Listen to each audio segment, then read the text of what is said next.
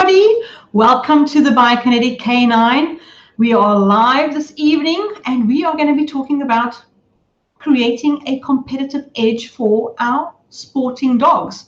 So today we're talking about sporting dogs in particular, but it applies to dogs also if you want to keep them fit. But there's some things with regard to sporting dogs that are a little bit more appropriate. So let me just introduce myself quickly. I'm Angela Hearn. I'm the owner and founder of the Biokinetic Canine, and welcome. So let's get cracking. First of all, if you are watching, please say hello, put a thumbs up, or tell me where you are. And if you like what you're seeing, please share and tell people about it. It will really help. But let's get going. How can you create a competitive edge, but create one if you are doing a sport with your dog? Besides training all the time until you can't anymore, how can you create that competitive edge? So of course, if you know me by now, I'm talking about sports conditioning. So sports conditioning is sort of transitioned from humans to our dogs, which is a really good thing because the research done on top human athletes is astounding, and the conditioning for the sport has given them a better longevity and lowered their risks of injury, etc., with their own sport. So we are trying to apply this with our dogs too, because our dogs work hard. They really do. So what can we do to create that edge in our sport where we're training? Because this is how it is. If you are someone that trains in your sport and you're a really good handler and you're a really good trainer and you've got a good dog, etc., and there's person B that has got the exact same as you. So you both equally good handlers, equally good trainers, equally good dogs. But the one dog does conditioning, that dog will win. If everything else stays the same and that dog is conditioned for the sport that he does, that dog will win. That dog has a competitive edge and it is created. So you can go out and you can create this competitive edge. And some people say, oh, is it unfair? No, because that competitive edge is available to everybody that wants to use it. It's there, out there for you to use. You've just got to grab it and use it. So what am I talking about when it comes to sport conditioning? So we know that trainers are all, especially if you're in sport, trainers are always looking for that competitive edge on their dogs. If you are competitive, and most people are, you're looking for that something extra that you can put into your competition. So the purpose is, of course, any sport conditioning for humans or dogs. The whole purpose of conditioning their body for their sport is to complement the sport. You don't want to do conditioning that doesn't make the sport better. Because what do we say? If you are a runner and you are getting injuries, running is not the thing that is the problem. It is just running that is the problem. So when you are doing conditioning, you are looking for ways that you can set your dog's body up for winning, getting that competitive edge within the body. And the purpose is to complement the sport that you're doing, not to do something completely separate and now we're doing conditioning and we're doing sport and somewhere in the middle they will meet. No, your conditioning program must complement your sport. That's really important. And it only is if you generally all the dogs, if you're going to start out with any conditioning thing, we all start out just at the basic, at the foundations. But as you progress, whatever you are doing in your conditioning program, it's got to make your sport more. It must enhance the strength of the dog. It must enhance the balance of the dog so that it can balance and coordinate. It must enhance the flexibility of the dog, because if the dog is strong and has got excellent coordination and it can move its body without restriction, all of a sudden your sport is going to be better, all of a sudden. So it must incorporate all the skills that target the performance of the sport. Those things must all be targeted. Whatever exercises you do, you are targeting all those things, and you're making your dogs body better for the sport that he does. So whatever you ask him to do, he can just do it because he has a body that knows what to do. But why now must we do? We know we must do sport conditioning, but why? Why must we do sports conditioning? So sports conditioning, if you've got a good program, just like when you started out training for your sport, you tried various training methods. And when you find a training method and you tweak it and it suits you and it suits your dog, then you've got a good program to follow. The exact same thing happens with sports conditioning. You've got to find a good program that matches your dog and makes his weaknesses stronger and also complements the sport that he does. It suits his body shape and it complements the sport that he does. So a good program does two things. It improves performance. Number one, it must improve the performance of your sport. And if you're doing the wrong conditioning program, it's going to go backwards. And we see this also when people are doing a sport and they think, oh, well, I'm running my dog in any case. He runs really well. We go running 3-4 times a week, or I'll warm him up with a 2-ball throwing. That type of conditioning, it's not targeted for the sport. It's general. If I'm generally fit, it doesn't mean I'm going to be an excellent Muay Thai fighter. If I'm generally fit and I go running 4 times a week, it doesn't mean I'm going to be an excellent fullback rugby player. So you want to have targeted conditioning for your sport. So it must improve the performance. Whatever you're doing, the performance must be better. And how do you make it better? By looking at your dog and by looking at the sport. And then, of course, number 2, it must decrease any potential risk to injury out there. So if your dog is doing a program that is making him stronger, especially around the joint areas to keep everything nice and stable, is making him flexible in his muscles, keeping his muscles balanced, giving him excellent coordination skills, giving him excellent muscle memory of how to move his body when he needs to move it. Don't you think that his sport is automatically going to improve? Absolutely, for sure. That's what's going to happen. So if his sport automatically improves because he is stronger and because his muscles are more elastic and they can contract and expand as they should, then the risk of injury goes way down, way down. And that's the whole point of conditioning, so that you can have a good longevity of a sporting career.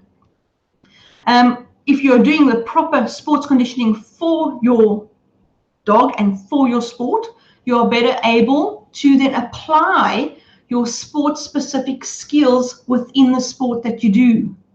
So if I just look at IGP, or if we look at competitive healing, that sport-specific skill of looking up to the right and the dog is on the left-hand side of the handler, it's not a natural position.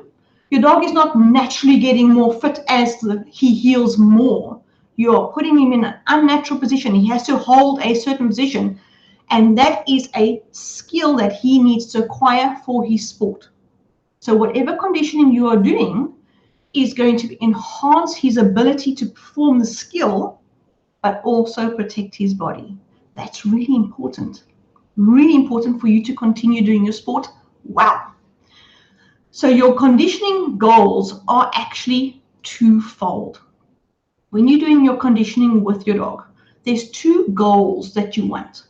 You want to have peak performance in your sport. You want that dog so that when you walk onto the field, that dog's body is ready to give you all that he can. You want that peak performance every time you go onto the field. But you also want excellent performance for future goals.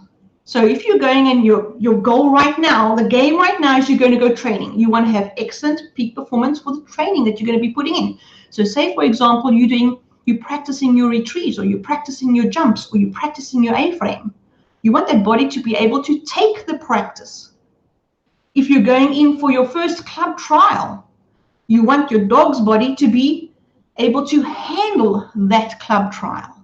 But you also want to be able to do conditioning so that your dog's body can handle future trials, which will have more demand on the body.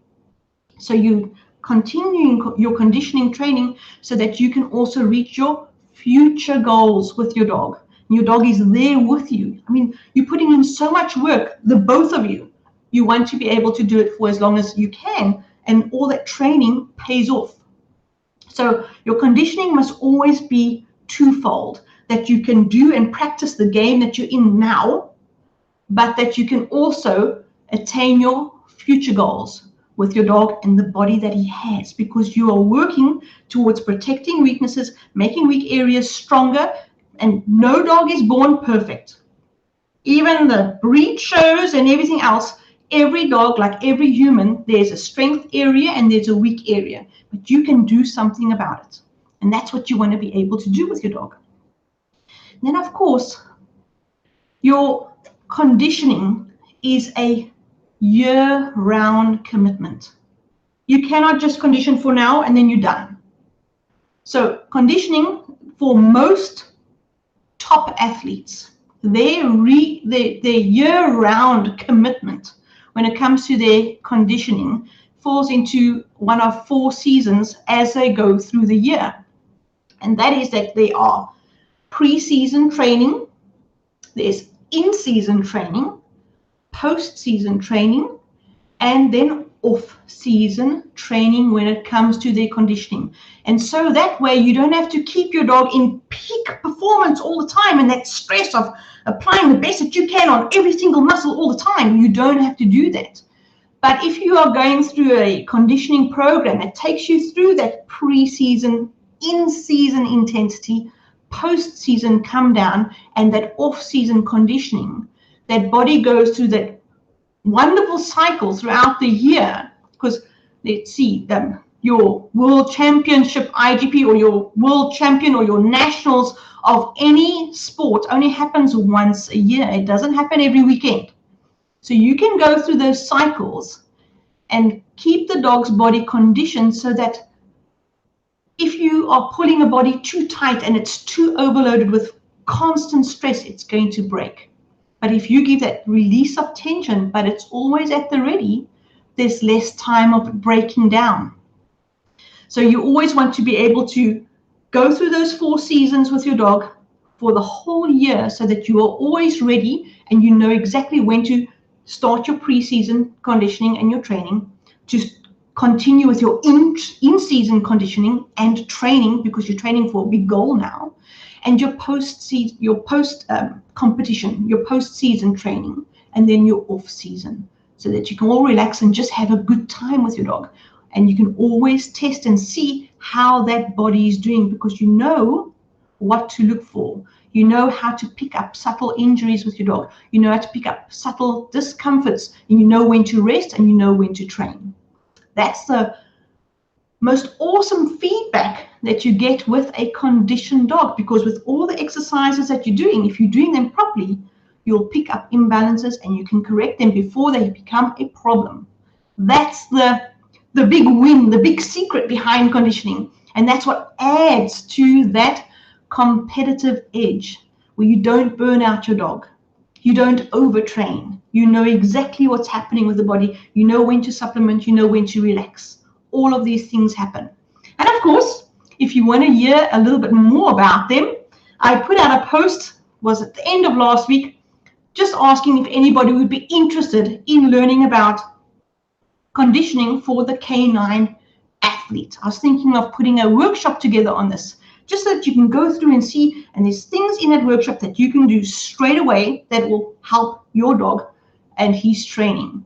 And the post exploded. It's like, oh my word, I've had so of course, because of all the feedback, the workshop is going ahead.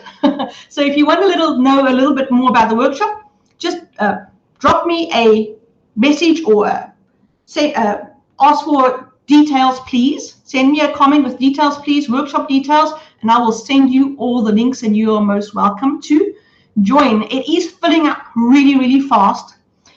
Seats are limited, so be quick. There is an early bird for it for just this month, and then the workshop is on the 5th and the 8th of August.